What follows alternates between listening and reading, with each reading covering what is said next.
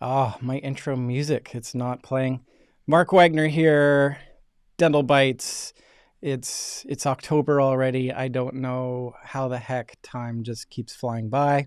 I hope everyone out there is having a good back to school period. I've got two little kids, and the juggle in between sports starting up, school starting up.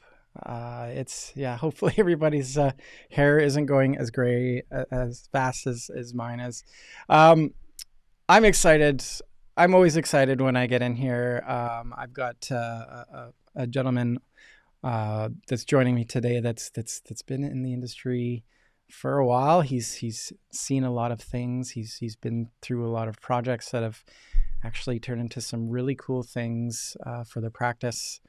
And without further ado, let's just bring in Wayne here. Everybody knows Wayne, so he doesn't really need an introduction. How are you doing today?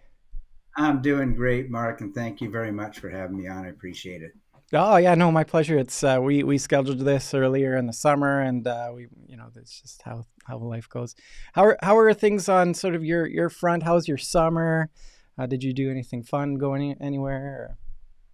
Actually, I just got off a blues cruise to Alaska where they had various bands, Joe Bonamassa, etc., and it was absolutely awesome. That was the only thing I did holiday wise, but it was refreshing. And then we've been working on a new oral cancer screening system, so that's taken up a lot of my time as well. Blues cruise. That would be awesome. That would be really cool. Is that so? Is that something that you're into? Do you play any instruments, or you just like to listen? I pretend. I wish that I could play properly. Yeah, yeah. Um, I'm so into music. Yeah, I have been my whole life, and I go to Who? as many shows as I can when I'm on the road. Going various cities in the dental game. I try to take in as many shows as I can. Who are some of your favorites? Well, I really like Joe Bonamassa. I'm, historically a big Led Zeppelin fan, Rolling Stones Nice, fan. Go nice, cruise around. And Neil Young. I just saw Neil Young when he was in Burnaby here a little while ago. amazing. Like imagine life. I can't imagine life without music. Like I've got music playing 24/7 myself too. Yeah, it's great. It's good for the soul. It's good for the soul. So how would the blues cruise work? So is there like a show that's on every night, and you sort of get the who's going to be on, who's the entertainers for this cruise? Is like, how does that work? Well, this particular That's my thing. So you've got a project. That's my thing. So you a little bit, but I do want to dive in. Let's kind of we'll reverse time, and I want to we'll kind of jump around. sounds great. So, for the last little while, we have about 35,000 plus users out there utilizing the VELscope, which is an oral cancer screening system. So, we've taken the feedback from them and decided it's time to develop a new version of the VELscope, which obviously does the same thing in terms of utilizing blue light fluorescence to find dysplasia and oral cancer early. But what we've done is we've added surgical white light to it, and we've added polarized light to it, so we can see things better without reflections.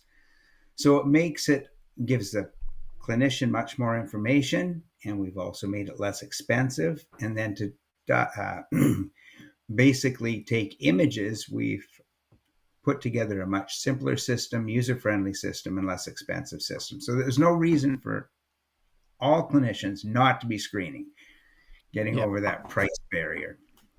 Um, Here's the thing: when it comes to price, like yes, obviously we get it, but what does it mean for a patient, right? Especially when it comes to early detection and all that kind of stuff. If it's like this regular thing that occurs in the practice, especially when you tell me when folks are getting screened, but cool. And so the new technology is the light. Does it pick up things beyond the spectrum? Is it illuminating the soft tissue in a way that helps the system pick up the lesions that much better? Like how what? Let's talk about the science. Okay, definitely. So, what we would like to do is find precancer and cancer at its earliest stage. And it normally takes 5 to 7 years to breach as an arethoplakic lesion or a leukoplakic lesion. If we could find it early, that's a home run for everybody. So what the device does is shine a specific wavelength of light down into the tissue, down into the basement membrane, okay? And it's a safe blue light, not in a UV wavelength, and it excites the tissue to give off fluorescence when healthy. And then when there's something going on, there's a no fluorescent signature. It's a dark area. It shows up. So it ensures, number one, we don't miss anything. That's really, really important. I mean, we use ultrasound, we use radiographs to see things our eyes can't see alone. This is just very similar to loupes. It allows you to do things better, see things you can't normally see, and make sure you don't miss anything. And there's nothing more important than not finding oral cancer, because if you get it, right now it's found late 75% of the time. And what that leads to is the patient dying 50% of the time within 5 years. That's unacceptable, in my opinion, when we're going into dental offices on a regular basis. That's right. Yeah. Standard of care, every 6 months. Are you recommending that folks get screened every year? Is that sort of the deal? Or how does it work when they, what is the workflow for the VELscope in practice? Okay. So we do recommend once a year screening. Start screening patients whenever they're sexually active, and I'll go into that in 1 second here. But yeah, on an annual basis. If the patient is high risk, though, more often, and that would be smoker, drinker, drug abuser, history of cancer, those types of things, betel nut. So we need to screen those patients, obviously, more often. When we screen, what we want to do is find that lesion early when we can do something about it. That's the goal. And in terms of patient flow, normally the hygienist does the screening. Right. If something is found, the dentist will come in and review it, may take images, that type of thing. And then the patient, it does not tell you if it's oral cancer or if it's not oral cancer. It's a screening device. So there's no false positive. It's a screening device like loupes, like a radiograph. So if you see something, it gets the patient hopefully off to a biopsy, which is the gold standard, sooner than later. And it also helps the clinician know when not to send patients off for a biopsy. And a new thing that's occurred, they're now using the VELscope to delineate the margins when they're cutting out the tumors. That's a game changer. And that was done here in BC. BC Cancer Agency was the one who did those original clinical studies. It was a 5-year double-blinded study funded by the Fox Foundation. Amazing.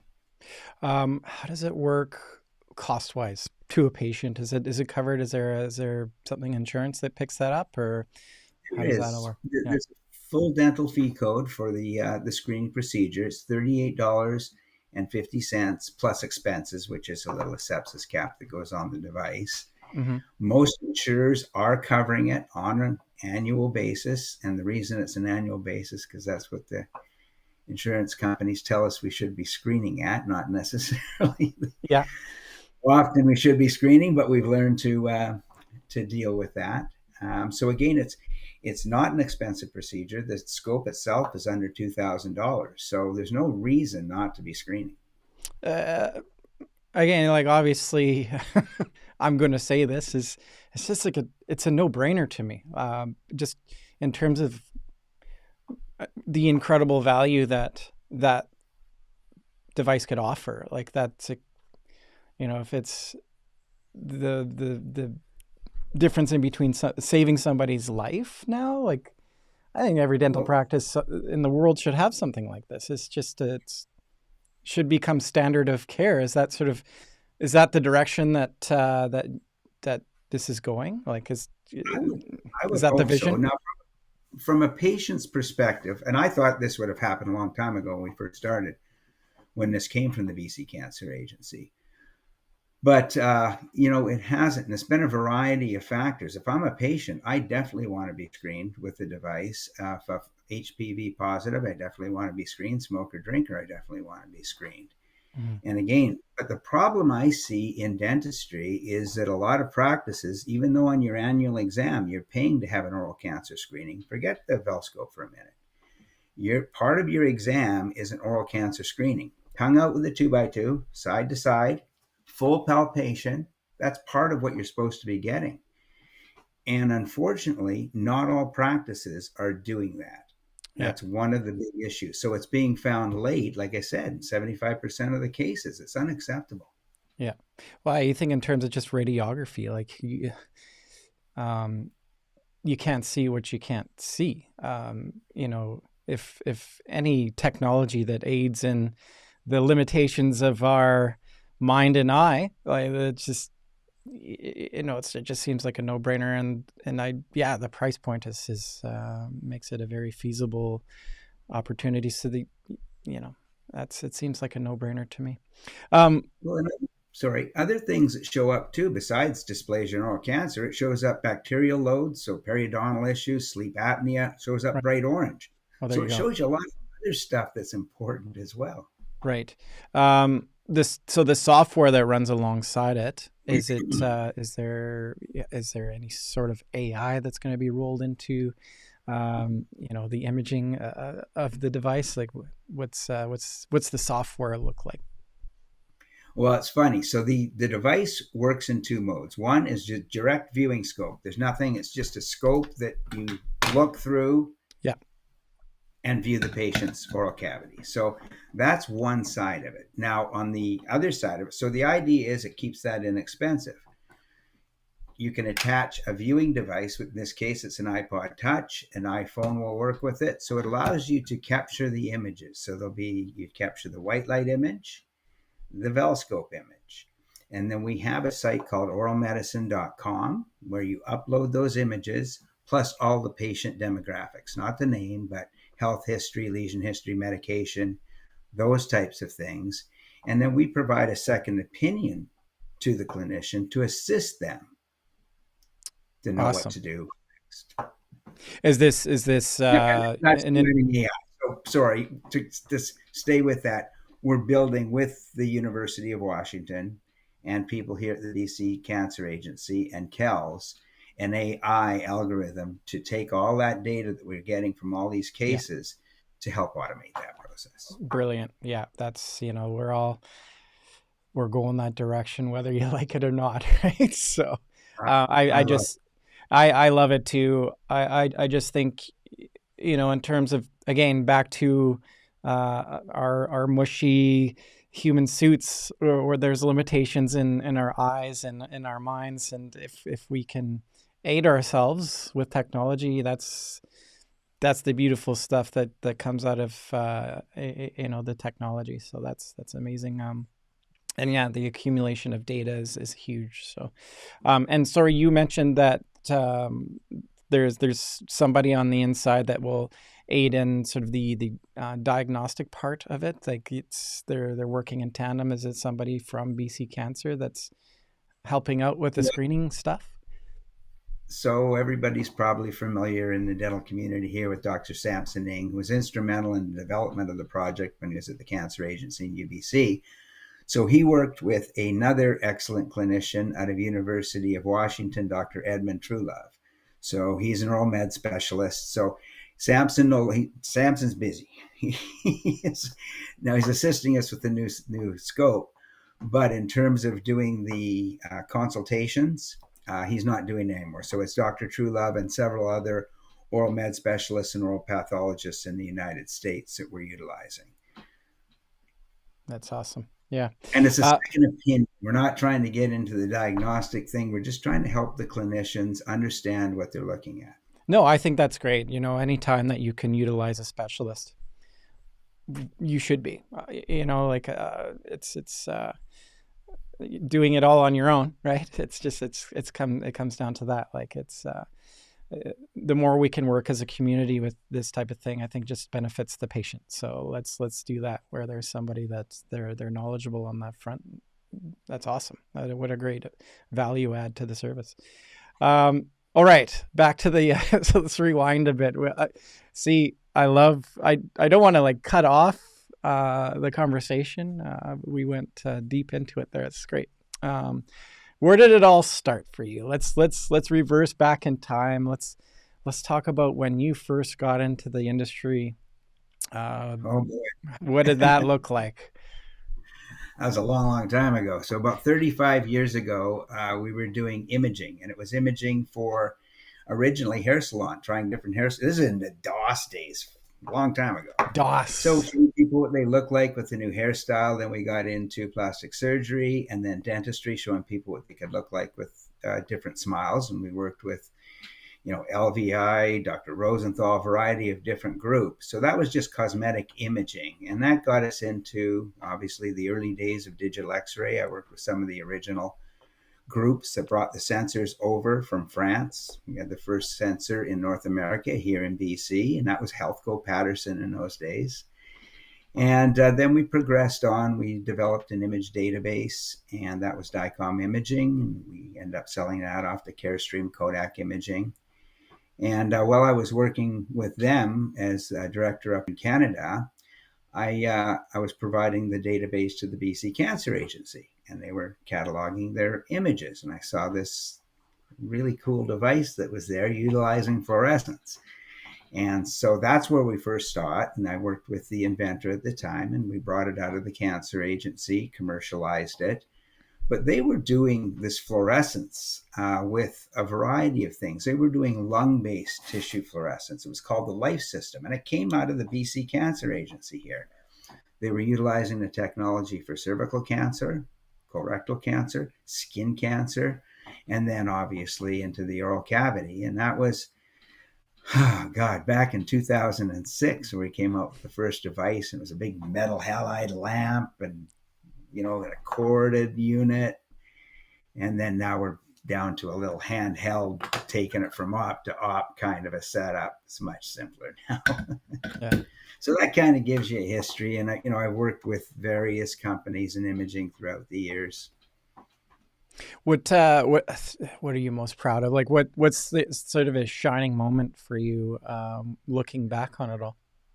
This is it. I mean, there's Yeah. nothing better than assisting clinicians and saving people's lives. This does save people's lives. We have many, many cases. There's a great article coming out in Dentistry Today. But the bottom line is, if I can contribute back or be a part of a team that contributes back to saving lives, there's nothing, that's it. That fulfills my life. That's good. And the reason I'm keeping going with this, with the new device, is we want to get it into more offices. We know it works. We have over 38 clinical studies showing that it works. Yeah. So, it's just, I got to keep this thing going. What type of pushback do you get? Is it usually price? I would imagine that, any clinician that you're having a discussion with this about and what it means, like why, what sort of pushback do you get with it? Well, I think, first of all, a lot of offices, like I mentioned, aren't screening as much as they should be. That's for sure. And I can give you many, many cases of that. But having said that, that means it's a behavioral change in the office. So they need to give your hygienist enough time to do an appropriate screening, and if they're doing screenings at all. So it's not within normal limits, and hopefully not. We never looked. So I think that's the first thing to overcome. And then in terms of the technology, when we first came out, everybody thought it was going to be a red light, it's got cancer, green light, it doesn't have cancer. Well, Right. it was never meant to be a test. It's a screening device. It finds all sorts of abnormal mucosa. A radiograph doesn't give you a red and green light. So that was one of the things. And then was, you don't have enough clinical evidence. Well, now 38 clinical studies, the naysayers, there's no case for them anymore. Yeah. Yeah. That's the important piece. And my goodness, no, like I'm sure, like give me a good story. Like there must be we saved this guy's life story out there. Let's hear one of these. Like I'm sure people are really excited when it comes back. They get it in practice and it does its thing. Is there a good story that you can share? I got many, many. When I do trade shows, people come up, we found this, save the patient's life, how appreciative the patient was. But kind of teeing me up on this one, this month's Dentistry Today, there's very a lot of Canadians will recognize Joanne Jones, who's a hygienist, speaks on oral cancer, has for years and years. She's on the front cover, and she's citing a case with Dr. Samson Ng. So the first case where the poor patient had oral cancer, same type of lesion, same type of cancer, same location. And in the first case, it was misdiagnosed. And Mm. it goes through the whole traumatic thing. All the medical records are there for that one. Then there's the second case that was done by Dr. Samson Ng. And again, utilizing the scope to cut out the area, so on and so forth. So it goes through these two cases and shows what happens when things go sideways or things are done correctly. And I think that underlines, what we're trying to accomplish: find disease early, hopefully save patients' lives. And when you get oral cancer, you're gonna have part of your, if it's found late, tongue cut out. You're not going to speak the same. You're not going to eat the same. And then, like I said, after 5 years, you're probably going to die half the time. It's Yeah. just not right. Not Yeah. right. Yeah. It's crazy. My wheels are turning right now. So if folks want to get more information, get in touch with you, what's the best route? Well, my email is wayne.rees@velscope.com. You reach me directly. You can go to, like I say, the website, VELscope.com. We have a clinician side, we have a patient side. It goes through all the HPV risk factors, all those types of things that we need to be aware of, how the device works, that type of thing.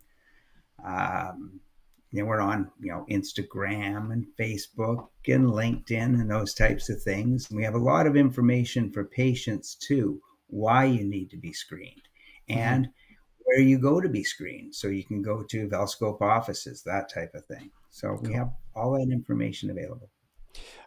Is there on the site? I'll check it. I'll get deeper into this. Is there a spot for patients to find out? Do you have like a map, or if there's if somebody's listening out there that wants to get screened with a clinic that has the VELscope in practice? Absolutely. So we have a practice locator, and the offices that take our full CE accreditation courses and get a certificate are listed on that site. Mhm. And then what we do is, we try to drive patients to those particular practices. Awesome. I love that. That's great. Whoops, playing your music there. I don't know if you can hear that, but awesome.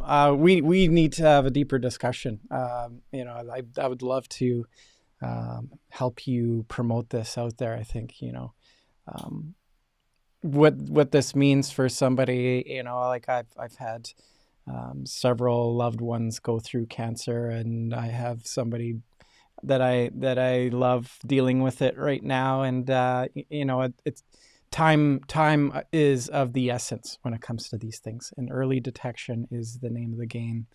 Um, I love that you're doing this work. I love that you're passionate about it. Is there any closing thoughts? Anything coming into this conversation that you really wanted to get out there? I just think that everybody needs to be aware that, with human papillomavirus 16 and 18, the same causative factor of cervical cancer is now directly associated in causing these new oral cancers. The numbers come when I started 30,000 new cases. Now we're up to 60,000 new cases in North America. We need to be aware. If you are sexually active, HPV, you need to be screened. And unfortunately, we need more awareness of that fact. Yeah, I agree. Education is key, isn't it? And awareness. Awareness is everything. You don't know what you don't know. So, here's to you and continuing your fight here. I think it's what passionate, like purposeful work you have, right? Like that's awesome, and good for you for driving this forward, and like let's get this into every practice in North America at least, right? Let's Yeah. this is this what a beautiful like this is when technology is pretty amazing stuff. Well, it's interesting too. Our team that's worked on this was there day one, 2006, when we started. The same people that we're working with are the same people are here today. This group is driven, they're focused, and I'm just proud to have them working with me. We've been a team since day one. It's awesome. I'm proud of that. Yeah, that's cool. And whenever you can get behind something that has so much purpose, like I can see the it's pretty cool. Like that the ultimate goal, and like you're releasing new technology into it now, which is pretty cool. It just means more lives saved, and that's pretty awesome. Is there, so sorry, 60,000 screenings so far? Like you mentioned a stat there. What Millions was that? and millions of screenings. We have 35,000 units out in everywhere from China to India, all over Got the it. place. Got it. But Got it. 60,000 is a number of new cases per year. Right. Okay. And sorry, So, where was this? Is this global North America, based? Just North America. Sorry. just Uh, North America. Yeah. my wheels are turning here. That's Crazy. yeah. Yeah. Wow. Wow. So I mean, there are folks within people's patient bases right now that with this device could save their life. Well, I had an interesting story from a very well-known dentist here in town, and so this was when we first started out. So he said to me, he got the VELscope and was screening, and I've never seen, and he was getting close to retirement. I've never seen oral cancer in my practice over all these years. That year, he found 3 with the scope in his patient base. Right. So it's in there. It's yeah. Are you going to find it early or are you going to find it late? That's the question. Yeah. And you did mention sleep apnea. It picks these things up as well, and something about bacteria. Yeah, so bacteria shows up bright orange. So what happens is Yep. when there's bacteria, it's bacterial colonization, it's a porphyrin response. So under the light, it shows up bright orange. Yeah. So if I shine the light and at the back of the throat, there's a whole bunch of bright orange area at that particular area, there's a good chance that patient has sleep apnea. What do we normally do? We have a questionnaire. Well, Yeah. this allows the patient to see, hey, holy smokes, right? And Right. then periodontal issues and candidiasis and things like that also show up, but different than a dysplasia oral cancer, of course. Mm-hmm, mm-hmm. That's so interesting. I could probably talk to you all day. We could probably dive into the science as well, but we'll save that. Let's next time you're in the Lower Mainland, let me know. Let's grab a lunch. I would love to. That would be great. Yeah, I'll make a well, point of that pretty soon here. let's do it. Let's do it. Again, Wayne, thank you so much for your time. I'm looking forward to having more conversations with you about this, and good on you. And hopefully, you keep doing this until you can't. Right? I think that's what That's it the plan. means. Yeah, what it means for people out there. That's pretty cool and purposeful work. And yeah, good on you. I've already we've already went through sort of the wrap up stuff.